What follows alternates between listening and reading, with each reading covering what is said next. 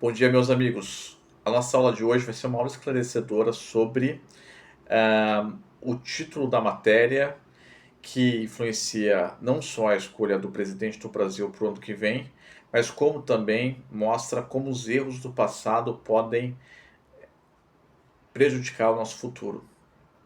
E para isso, eu começo contando uma história bíblica.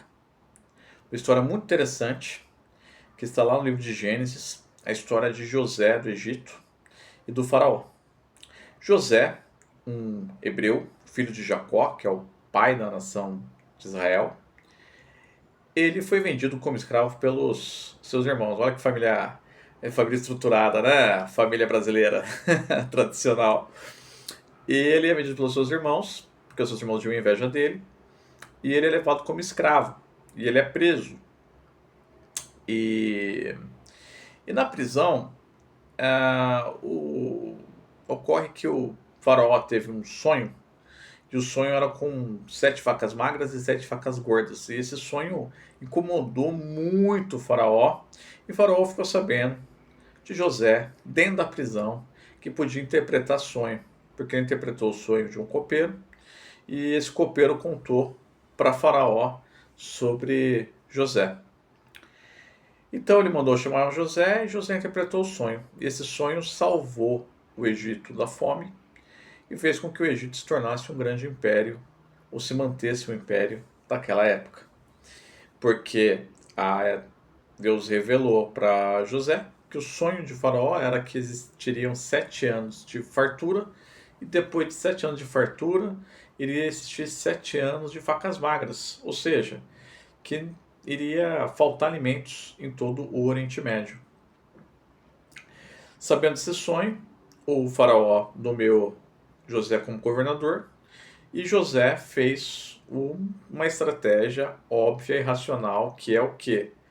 Estocar alimentos, criando grandes estoques de alimentos que, durante os 7 anos de fome, serviram para enriquecer ainda mais o faraó e evitar a fome do Oriente Médio. Agora nós iremos falar sobre o Brasil e sobre a ideia de Estado brasileiro. Nós temos, nessa eleição, dos estados brasileiros que podem surgir.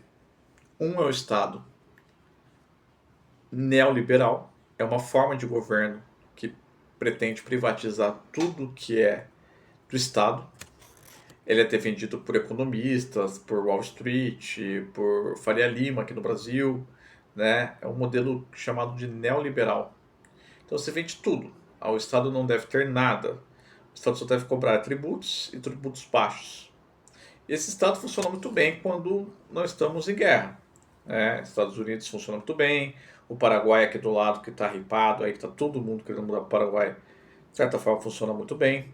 Mas até que ponto isso funciona numa época de crise?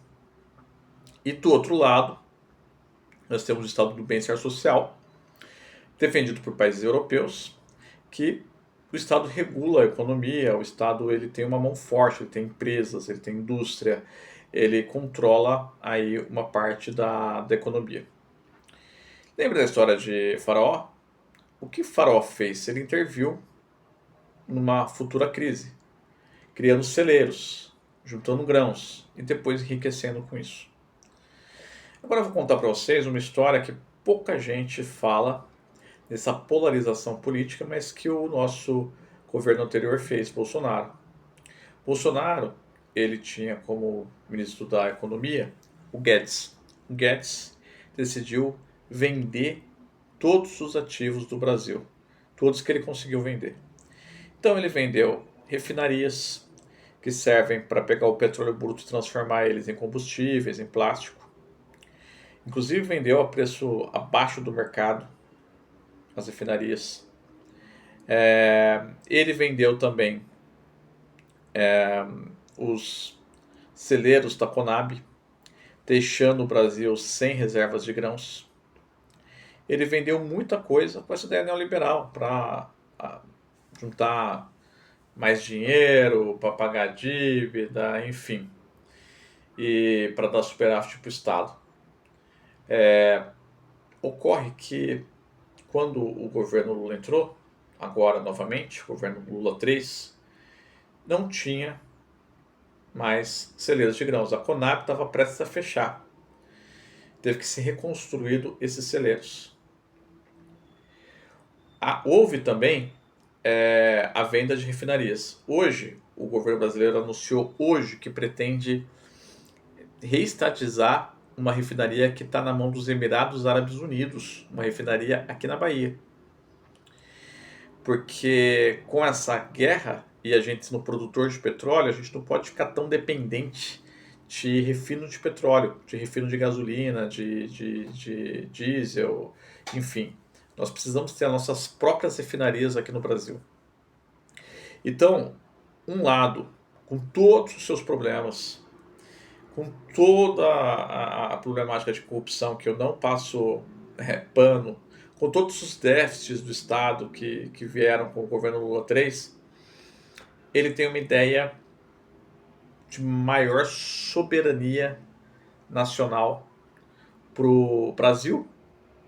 O grupo dele tem essa ideia de maior soberania nacional para o Brasil, de manter empresas públicas essenciais para períodos de crise e de depender menos da globalização.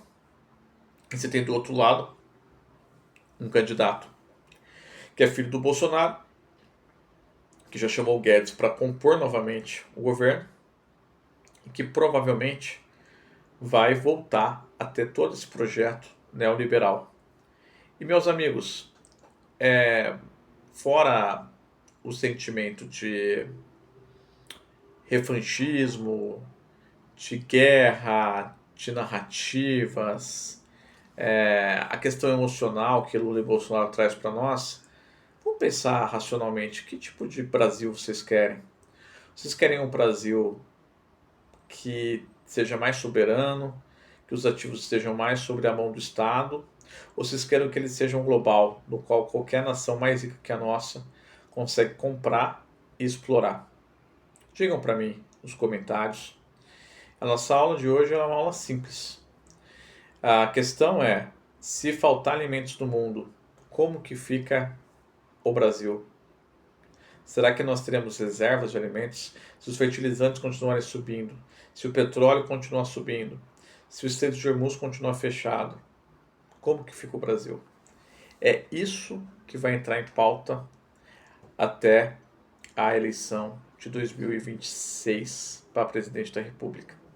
Espero ajudá-los com o raciocínio. Não sou eu quem vou falar direita ou esquerda, afinal, nós somos livres, somos uma democracia e temos que pensar nas nossas famílias e na nossa nação. Um abraço a todos.